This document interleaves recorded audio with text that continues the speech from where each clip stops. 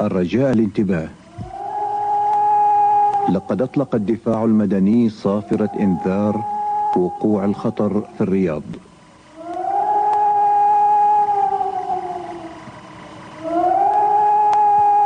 عليك اتباع ما يلي: ابقى في مكان آمن، التزم الهدوء، واصل مشاهدة التلفزيون وسماع الإذاعة. Warning.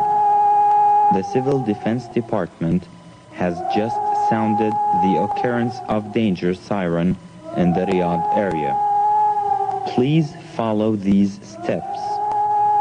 Stay in a safe place. Stay calm and do not panic. Follow instructions given by television or radio. الرجاء الانتباه.